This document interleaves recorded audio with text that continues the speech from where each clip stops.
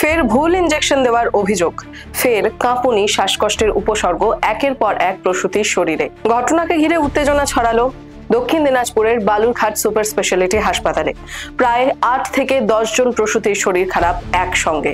শুক্রবার রাত থেকেই গোটা হাসপাতাল চত্বরে উত্তেজনা। পরিবারের অভিযোগ, রাতে একটি ইনজেকশন দেওয়ার পরেই হঠাৎ শরীর খারাপ করতে থাকে প্রসূতিদের। কেউ কাঁপতে থাকেন, কেউ বা শ্বাসকষ্টে ছটফট করেন। ঘটনার পরে ক্ষোভে ফেটে পড়েন একাধিক প্রসূতির পরিবার। হাসপাতাল কর্তৃপক্ষের বিরুদ্ধে গাফিলতির অভিযোগে সরব হন তারা। তবে যে ইনজেকশন দেওয়া হয়েছিল প্রসূতিদের তা আদৌ সঠিক ছিল কিনা বা তাতে কোনো ত্রুটি ছিল কিনা তা নিয়ে হাসপাতাল এবং রোগীর পরিজনদের মধ্যে ধোঁয়াশা রয়ে গিয়েছে।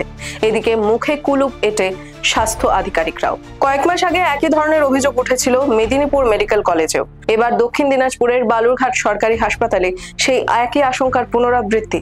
তবে এবার কি স্বাস্থ্য দপ্তর গুরুত্ব দেবে? উপযুক্ত পদক্ষেপ নেবে কি? আপনাদের কি মনে হয়? কমেন্টে জানান।